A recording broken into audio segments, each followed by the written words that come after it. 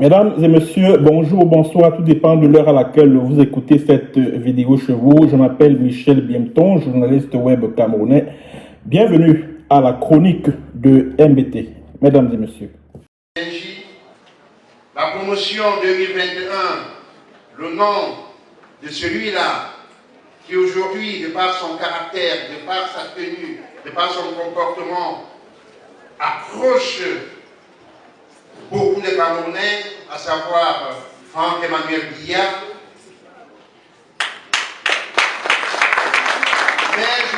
Pour notre leader, le charismatique Olivier Emmanuel Franck Biya, que nous souhaitons qu'il arrive à la magistrature suprême.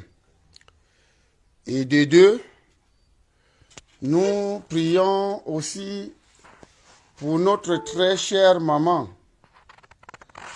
Madame Blas, la coordonnatrice nationale du mouvement, que le Tout-Puissant lui donne la force, la puissance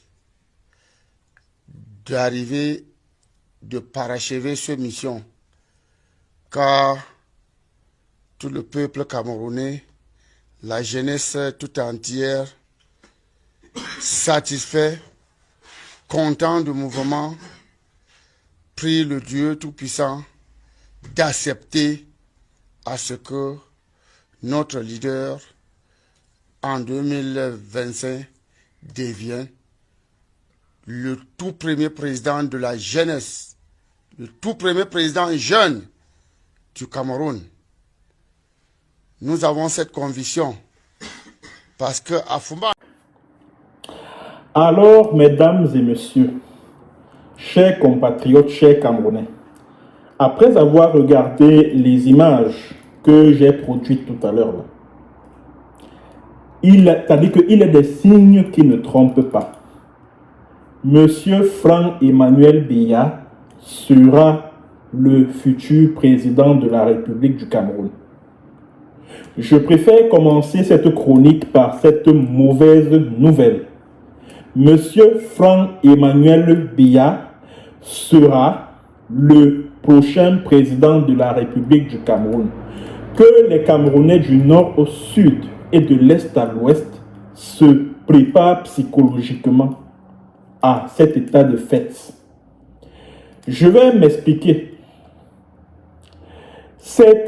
J'entends souvent certains analystes, que ce soit sur les réseaux sociaux ou dans certains médias camerounais, dire que non, Franck Biya ne peut pas succéder à son père parce qu'il n'a ni l'étoffe, ni la carrure pour diriger le Cameroun. Il n'a jamais occupé une fonction, un poste politique au sein de l'appareil de l'État, contrairement à Ali Bongo au Gabon, qui a été ministre de la Défense, ou alors Faure Gnassingbé au Togo, qui a été député à l'Assemblée nationale togolaise. Mais ce que j'aimerais dire à ceux qui se risquent à une telle analyse, qui pour moi transpire une inénarrable naïveté, Franck Biya n'a certes pas occupé une fonction ministérielle ou politique au sommet de l'État du Cameroun, mais depuis pas mal d'années déjà, il évolue à l'ombre de son père. Figurez-vous que Franck-Emmanuel Biya est l'un des conseillers officieux de son père. Et c'est depuis pratiquement 2008-2009 que Paul Biya est en train de le préparer à lui succéder. en tant que son conseiller officieux. Et en tant que conseiller officieux de Paul Biya, Franck Biya participe au choix de certains membres du gouvernement. Quand vous prenez par exemple un monsieur comme Alamine Ousmane Mey, qui a été nommé en 2011 ministre de l'économie, non, ministre des Finances d'abord, parce que c'est aujourd'hui qu'il est ministre de l'économie et de la planification et de l'aménagement du territoire. C'est Franck Biya qui a proposé Alamine Ousmane Mey à Paul Biya comme ministre des Finances. Parce qu'ils sont des amis, Franck Emmanuel Biya et puis Alamine Ousmane Mey. Alors, Franck Emmanuel Biya est donc un apparatchik du régime. Parce que Franck Biya joue le rôle de démarcheur au palais de l'unité, au palais présidentiel, pour certains hommes d'affaires qui aimeraient investir au Cameroun, qui aimeraient gagner des marchés au Cameroun. C'est de ça qu'il est question. Et j'aimerais également attirer votre attention sur une chose. Et cela m'amenait à tomber sur le deuxième indice qui montre que Franck Biya sera le prochain président de la République du Cameroun. Un indice qui démontre à suffire, un indice qui est un signe qui ne trompe pas de ce que Franck Biya succédera à son père. Cet indice, ce sont les apparitions publiques de Franck Biya lors des cérémonies organisées par le protocole d'État. Que ce soit le défilé du 20 mai, que ce soit les cérémonies d'investiture de Paul Biya comme président de la République du Cameroun et pas mal d'autres occasions.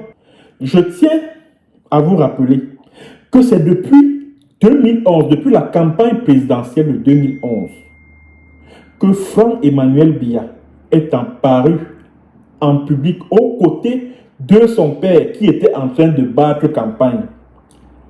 Et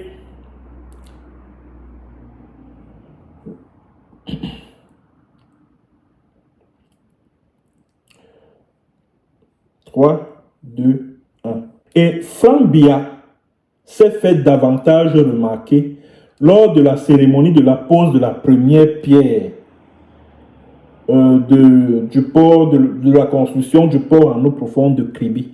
C'était, je crois, le 9 octobre 2011. C'était en pleine campagne présidentielle. Et ce jour-là, Franck Biya faisait partie de ceux qui accompagnaient le président Paul Biya lorsqu'il battait campagne. Et ce jour-là, lors de la cérémonie, les personnes qui saluaient Franck Biya lui donnaient du président. Oui, monsieur le président. Oui, monsieur le président.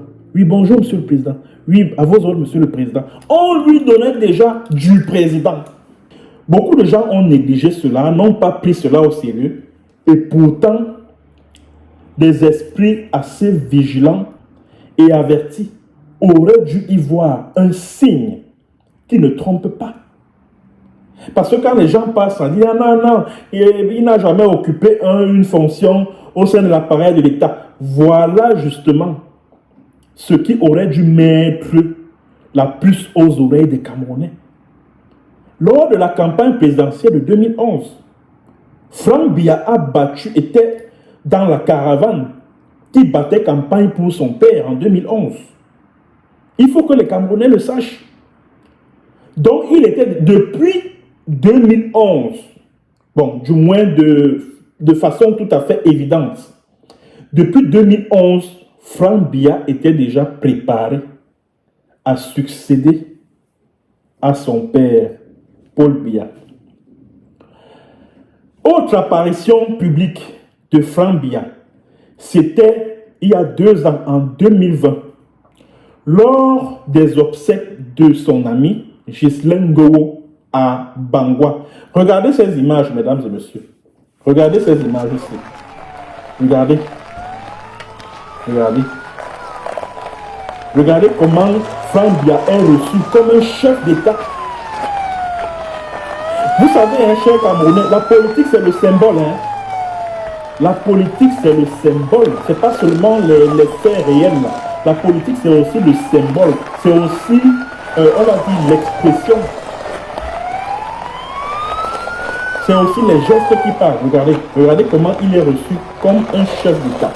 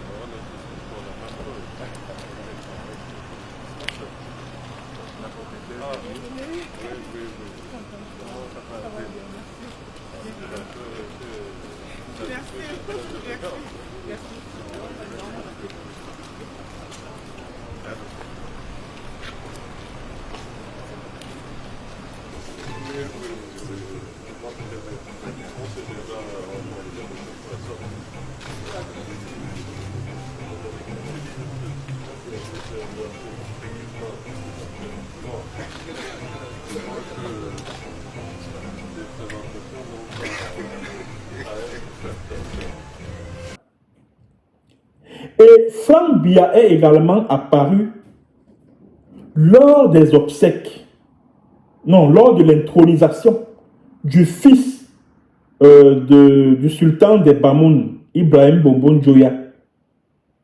Il a également été reçu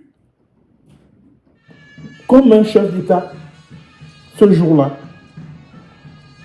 Ce sont des signes qui ne trompaient pas. Mais jusque-là, j'entendais les Camerounais dire, ah non, vraiment, Franck Biya ne sera jamais président, oh, ceci, cela. Et pourtant, bon, moi je considère ceux qui se risquent à une telle analyse comme des personnes extrêmement dangereuses. Parce que c'est des gens comme ça que le régime envoie pour distraire les Camerounais. Pour faire croire aux Camerounais que non, Franck Biya n'a aucune ambition présidentielle. Franck Biya n'a aucune ambition de succéder à son père. Et pendant que les Camerounais sont distraits, pendant que les Camerounais croient à cela, le club des Essingans, parce que c'est Essingan qui veut positionner Franck Biya de manière à ce qu'il succède à son père. Le club Essingan, progressivement, tisse la toile de la succession de Paul Biya par Franck Biya. Tisse la toile de la succession de gré à gré. Donc nous, les Camerounais, nous ne voulons pas. Franck Biya était également présent lors de la cérémonie d'investiture de Paul Biya le 6 novembre 2018, je crois, si je ne me trompe pas, comme président de la République après la présidentielle du 7 octobre 2018. Il était présent, il a été reçu comme un corps constitué. Or, Franck Biya, à ce que je sache, n'occupe aucune fonction au sein de l'appareil de l'État. Il n'est ni ministre, il n'est ni directeur général d'une société, il n'est rien. Mais devinez quoi? Le 20 mai 2022, le 20 mai qui venait de passer là, le protocole d'État s'est arrangé à ce que Franck Biya soit assis aux premières loges, aux côtés de, devinez, de Ferdinand Ngongo, secrétaire général à la présidence, ministre d'État. Franck Biya était assis à côté de lui. Chers compatriotes, jusque-là, ça ne vous dit rien? Jusque-là, ça ne vous dit rien? Sachez donc que Essingan est en train de préparer Franck Biya à succéder à son père. Et ce dernier, selon des informations en ma possession, n'est pas opposé à cela. Franck Biya, le narcotrafiquant, ce voyou, veut succéder à son père. Voilà la vérité. Alors, ce que les Camerounais doivent également savoir, c'est que Franck Biya est déjà en campagne. campagne électorale pour son élection à la tête de l'État. Vous avez vous-même remarqué depuis quelques jours les banderoles appelant à la candidature de Franck Biya sont visibles dans tout Yaoundé. Dans tout Yaoundé. C'est-à-dire que c'est ce qu'on appelle en communication politique le matraquage psychologique. Le viol des foules par la propagande, comme disait Serge Tchakotchin, le sociologue russe. C'est-à-dire qu'on prépare psychologiquement l'esprit des Camerounais à accepter Franck Biya, à légitimer Franck Biya. Après les 40 ans et quelques de pouvoir de son père. C'est de ça qu'il s'agit. Et autre chose également qui montre que Franck Biya est en campagne présidentielle, bien sûr, c'est la naissance d'un mouvement, d'un groupe de pression appelé le mouvement des franquistes. Et ceux qui ont entendu parler de franquisme, ce n'est pas un mouvement qui est récent. Hein? C'est un mouvement qui a été créé en 2012. Si mes souvenirs sont exacts, en 2012. Donc ça dit que, je vous ai dit tout à l'heure qu'en 2011, Franck Biya participe à la campagne présidentielle aux côtés de son père en octobre 2011. Et en 2012, le mouvement des franquistes est créé. Et qui dirige le mouvement des franquistes? Un certain Mohamed Rahim. Bon, c'est vrai que, et ça c'est l'information que j'ai eue, Mohamed Rahim est originaire de l'Ouest, de Fumban, du Noun. Donc il est Bamoun. Mais le nom Mohamed Rahim est un clin d'œil aux gens du Grand Nord parce que le Grand Nord voudrait que le pouvoir reparte vers lui, selon l'axe nord-sud voulu par la France depuis les années d'indépendance. Donc, choisir un musulman à la tête de ce mouvement-là, c'est un clin d'œil, c'est un appel de pied aux nordistes. C'est de ça qu'il s'agit. Alors, ce mouvement des franquistes-là est donc en train de se mobiliser sur le terrain. Ils sont en train d'organiser des événements qui sont largement couverts par certains médias. Ils ont même déjà des pages sur les réseaux sociaux, Facebook, Twitter, etc., etc., histoire de préparer l'opinion camerounaise à ce qui arrive. La candidature de Franck Biya à la présidentielle de 2025 et avec la machine de fraude qui a été mise en place depuis les indépendances, c'est parce que je concède à Paul Biya. Ce que je concède à Paul Biya, c'est qu'il n'a pas inventé la machine à fraude électorale. Ce n'est pas lui qui l'a inventé. Depuis les élections législatives de 1957, organisées par la France au Cameroun, les élections ont toujours été frauduleuses. Amadou Ahidjo, pour qu'il arrive en politique, pour qu'il arrive à l'Assemblée territoriale du Cameroun comme député, il a fallu les manigances du chef de section du Nord, qui était un Français. C'était en 1947, si je ne me trompe pas. Donc, tous les dirigeants camerounais, depuis les indépendances jusqu'à ce jour, sont le fruit de la fraude électorale. Et Franck Biya ne dérogera pas à la règle. Et ça, je l'ai toujours dit, et il faut que les Camerounais le sachent. Qu'on aime les Français ou qu'on ne les aime pas, le prochain président de la République du Cameroun sera le choix de la France. Tant que les Camerounais ne se soulèvent pas, tant que les Camerounais ne descendent pas dans la rue pour en découdre avec le régime france-africain de Yaoundé, tant que les Camerounais ne font pas comme les Maliens qui sont descendus dans la rue pour chasser Ibrahim Boubacar Keïta, qui était un pion de la France-Afrique. C'est-à-dire que ce qui se passe au Mali, là, c'est ce qu'il faut au Cameroun. Parce que si, c'est vrai, on va accuser Biya, on va accuser les autorités camerounaises, mais l'origine de tout ce que les Camerounais vivent depuis 60 ans, c'est la France. Ce sont les Français. Vous avez également pu remarquer, pour ce qui est de la campagne de Franck Biya, qui a déjà commencé, d'aucuns me diront, oui, machin, tu parlais de campagne, est-ce que tu l'as vu battre campagne? Mais est-ce que pendant la campagne électorale, Biya est du nord au sud, de l'est à l'ouest? Ce sont ces courtisans, ces courtisans zélés-là qui parfois battent campagne pour lui. Tout comme les membres du mouvement franquiste, là, ils sont en train de battre campagne, mobiliser déjà les populations. Comme vous pouvez le voir sur cette image a été tournée à Fumban dans le Noun. Et comme je vous l'ai dit tout à l'heure, Mohamed Rahim, qui dirige le mouvement des franquistes, est originaire du Noun.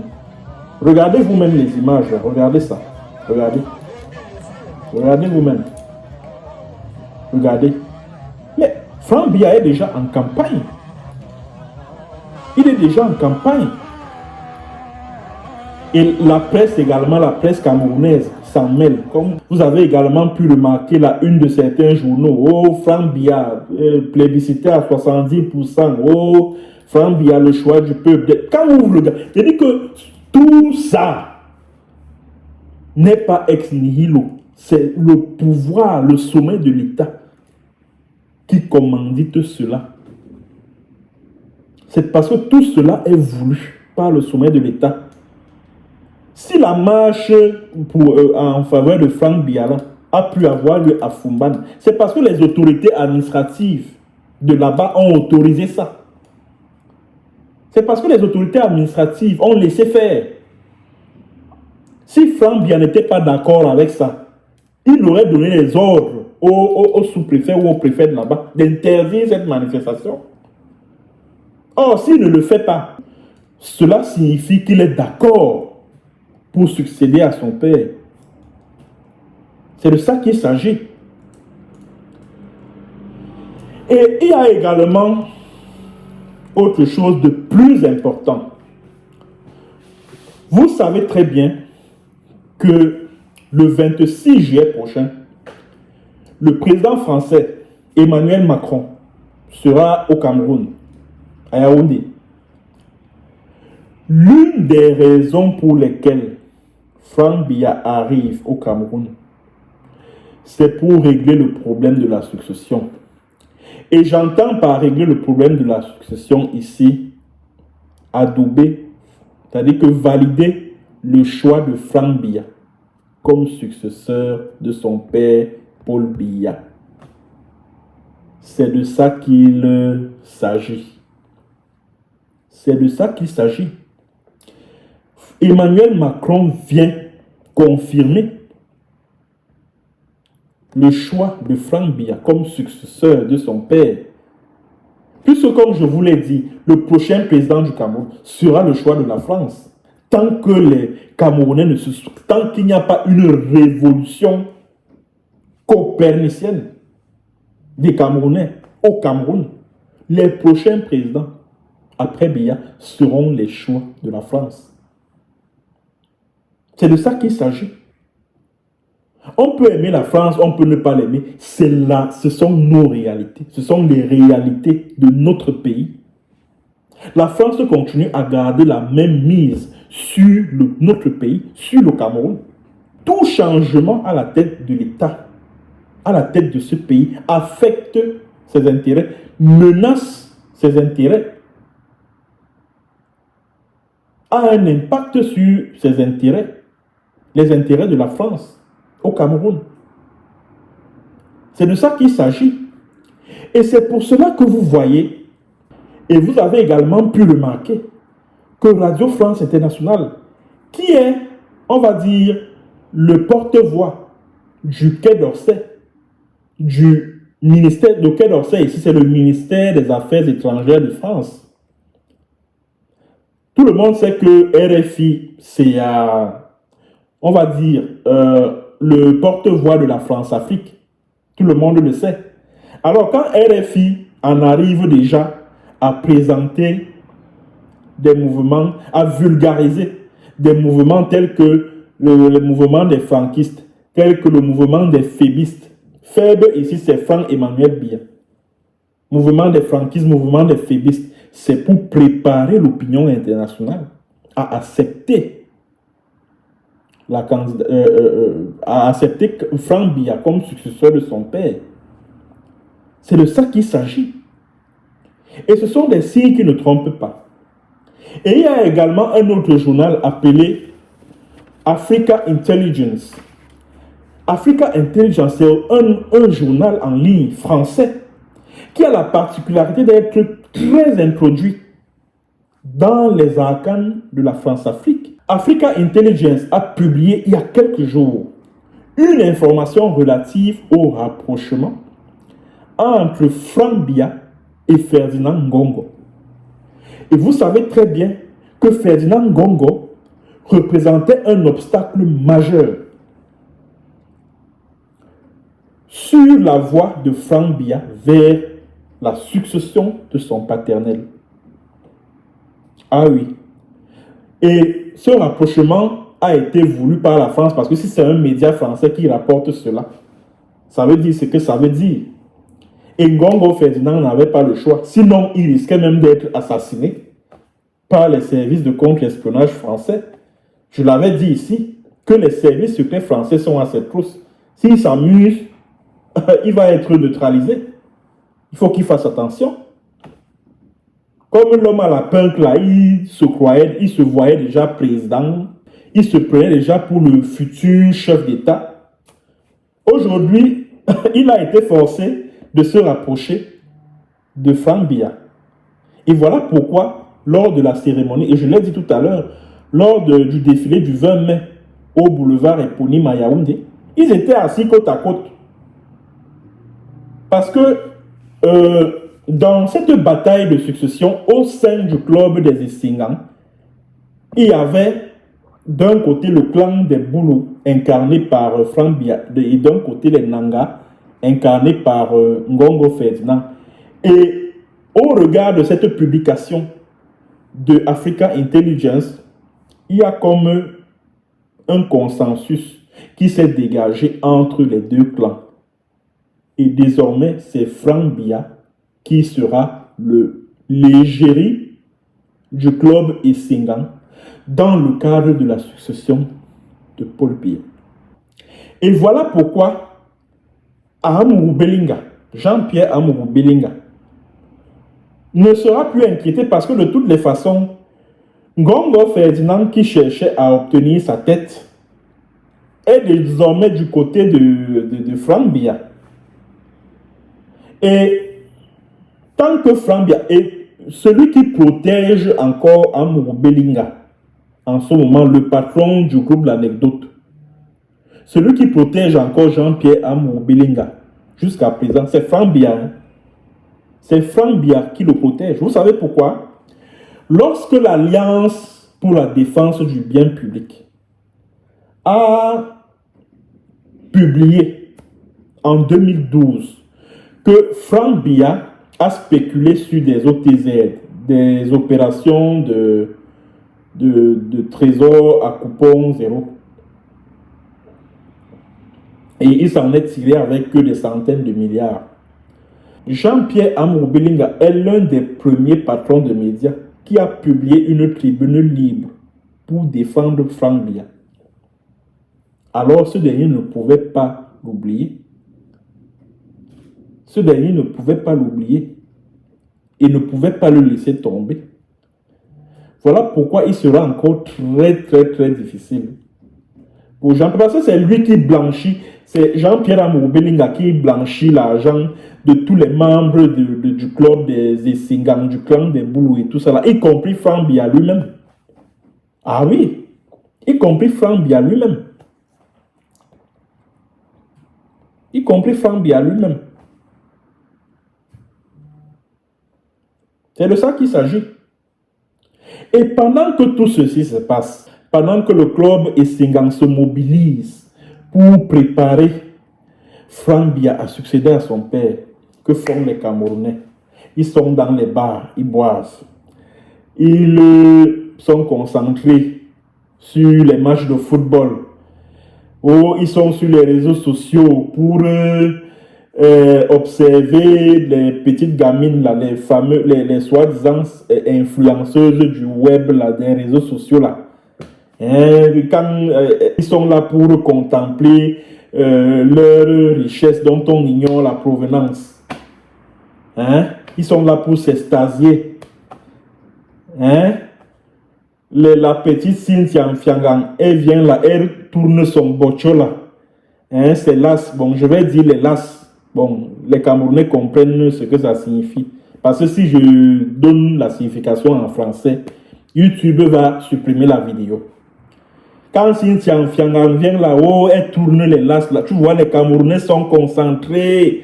Et même les médias camerounais passent le temps à parler.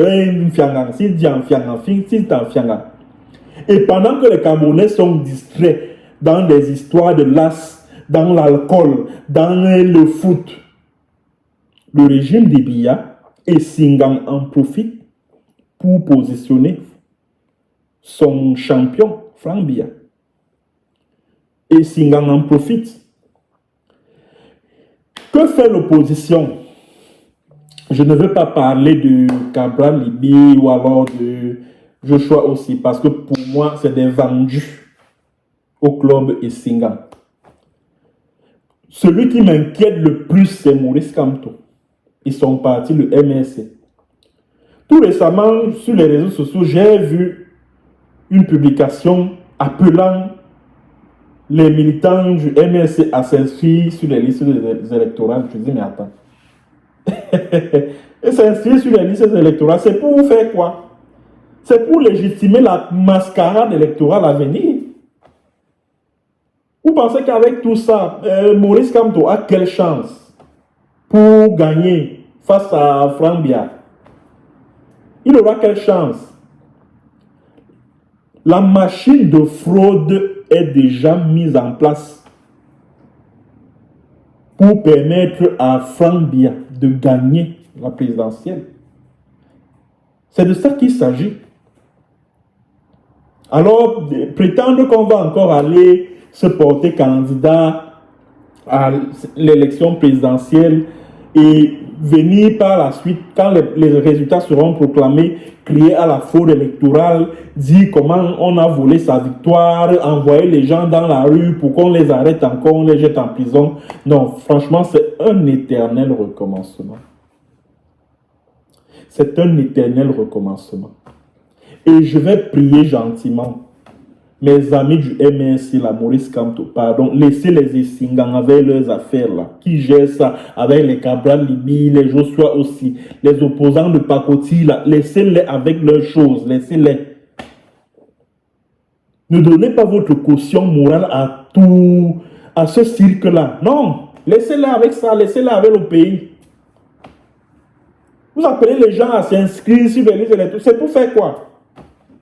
C'est pour aller jouer les figurants là-bas. Il faut les laisser avec ça. Il faut les laisser avec ça. Par contre, moi, j'ai confiance à mes frères du Nord, là, mes frères Wadjo là. J'ai confiance. Je vous avais dit ici que l'on s'achemine tout doucement vers une rébellion qui va éclater dans le Grand Nord. Parce que mes amis Wadjo ne vont pas accepter que Essingang confisque le pouvoir ad vitam aeternam à travers Frank Biya. Ça ne sera pas accepté. Ils ne l'accepteront jamais. Et c'est là où moi, j'ai le cœur tranquille.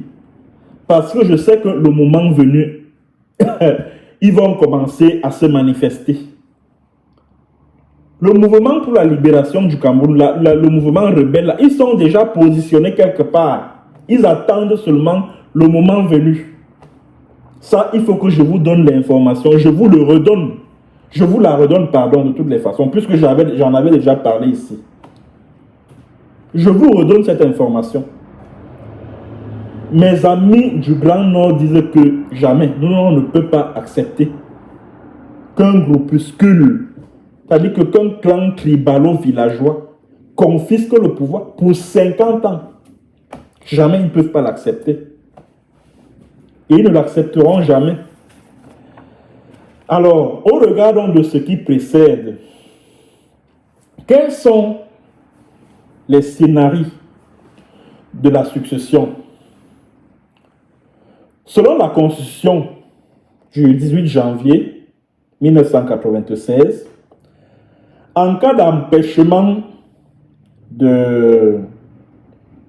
président de la République, empêchement définitif, c'est-à-dire que soit il est frappé par une maladie grave qui affaiblit complètement ses capacités intellectuelles et physiques, soit il meurt, c'est le président du Sénat qui assure l'intérim.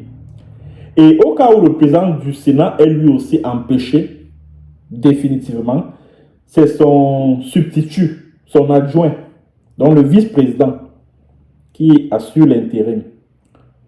Et c'est le Conseil constitutionnel, toujours selon la Constitution, qui constate la vacance de la présidence de la République.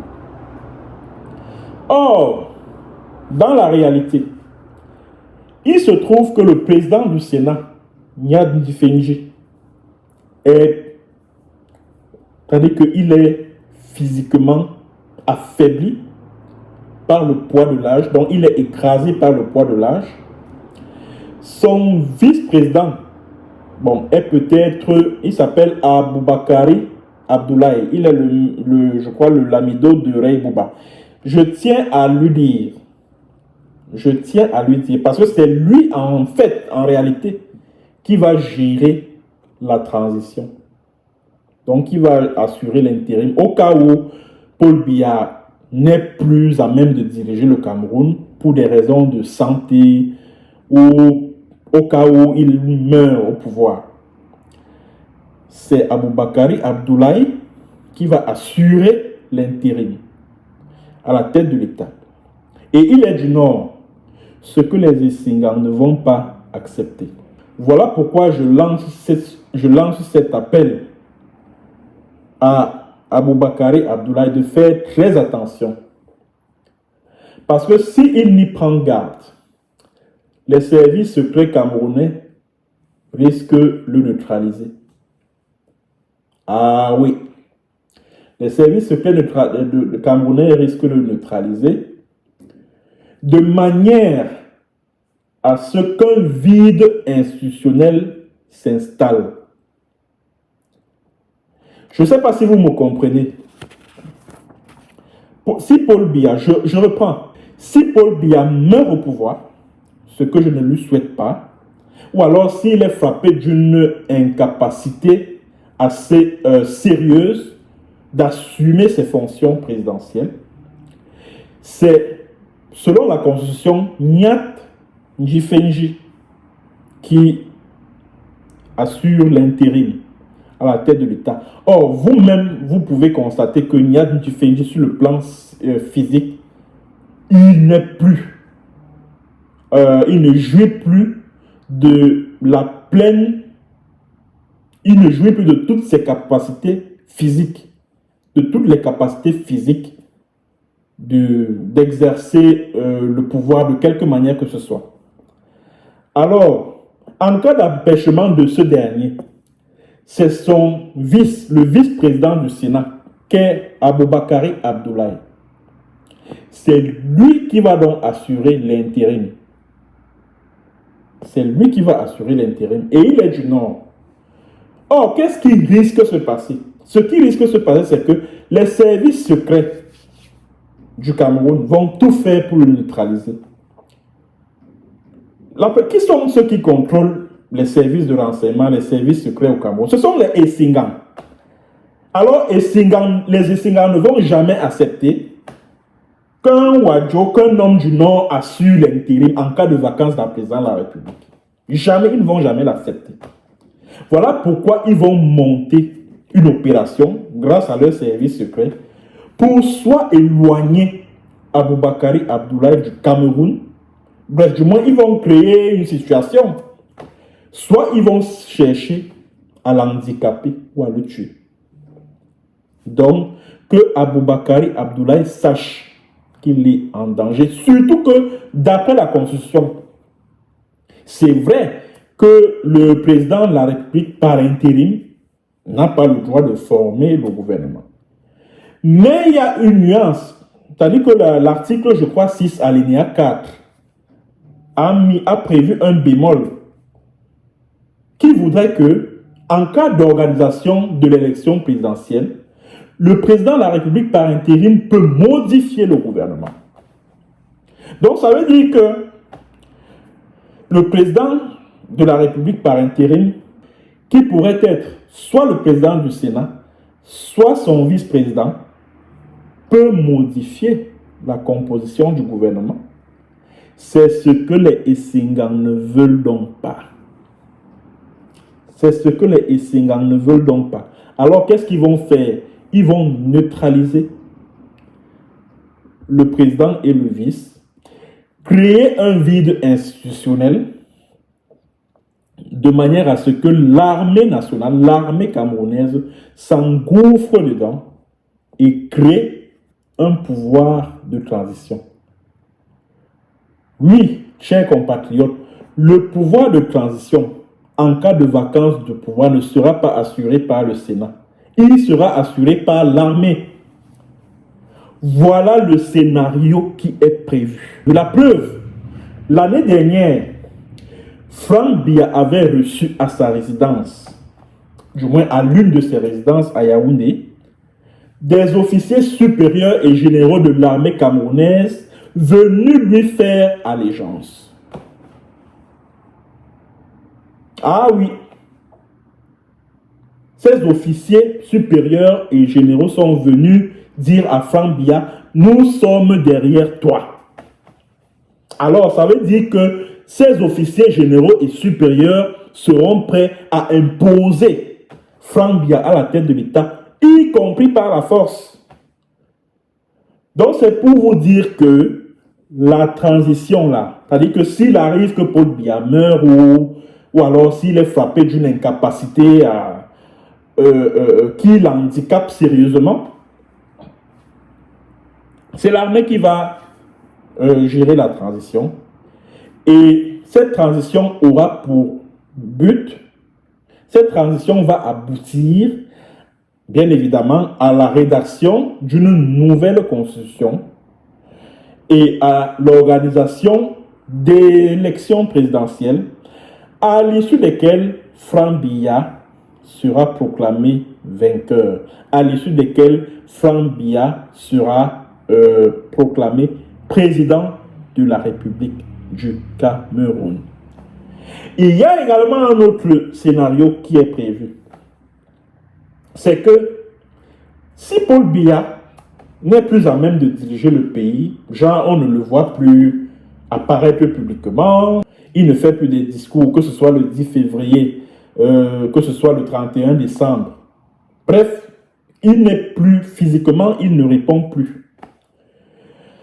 Les apparatchiks du pouvoir, c'est-à-dire que les barons du RDPC vont s'arranger à toiletter les textes du parti, les statuts du parti, de manière à faire de Franck Biya le président du parti. C'est possible. C'est possible. Parce que comme je vous l'ai dit tout à l'heure, tout le ramdam que vous entendez, que vous percevez là autour de Franck Biya, tout cela est organisé par le sommet de l'État, par les barons du RDPC.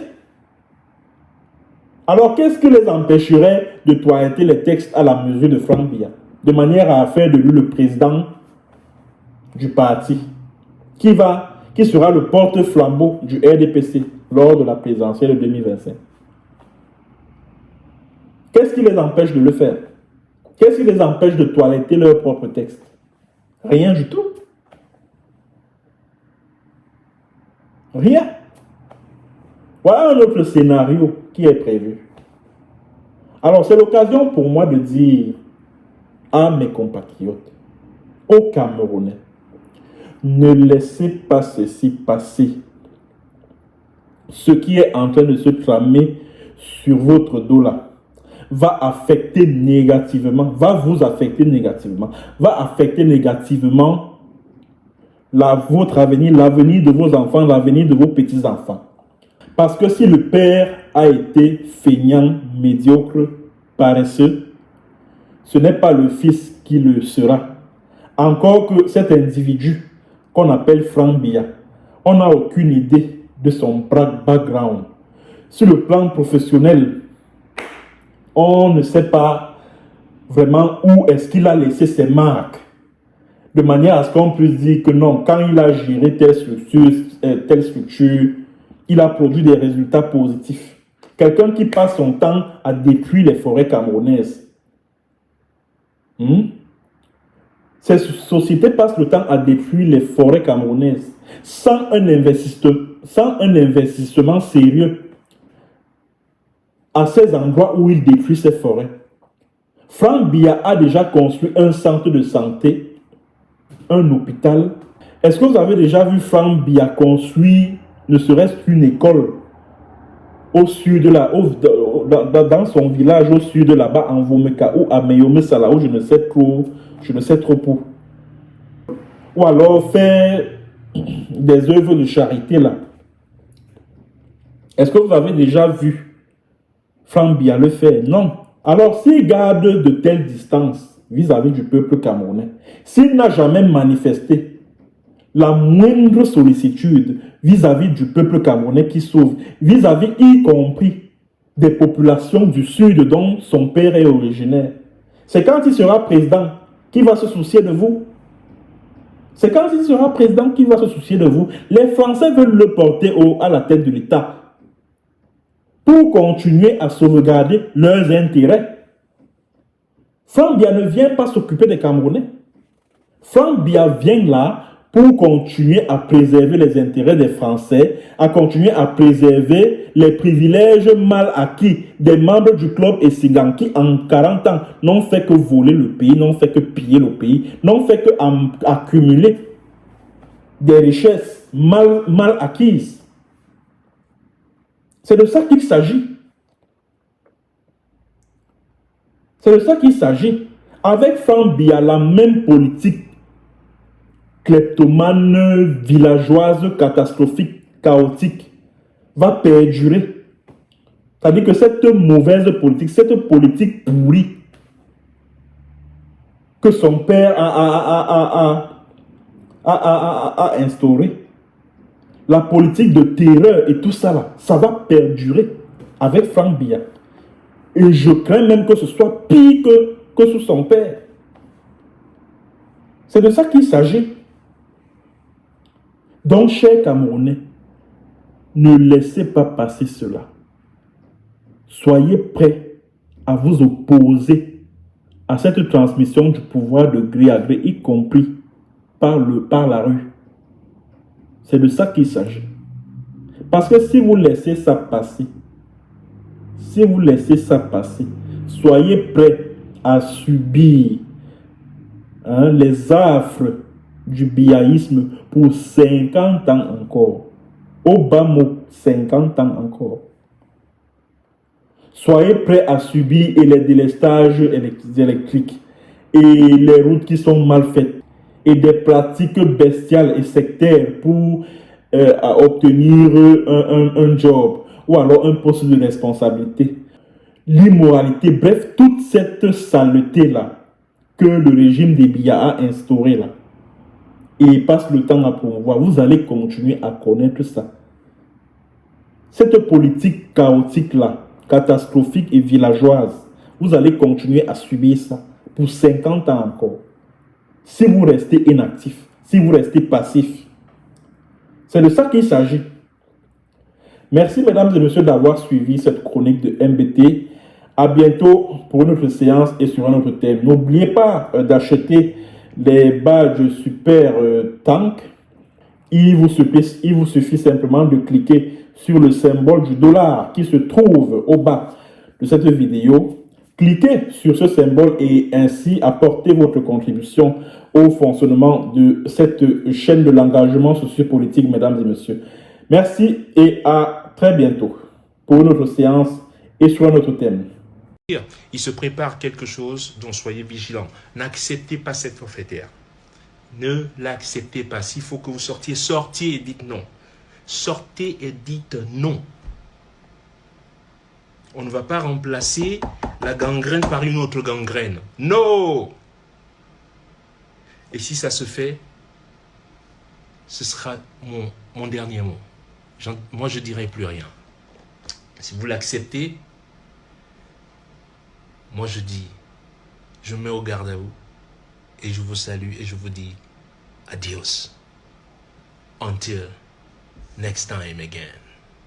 That's it. Remember, I say it, if you let it go, then that's your problem. You will suffer for the next 40 years to come.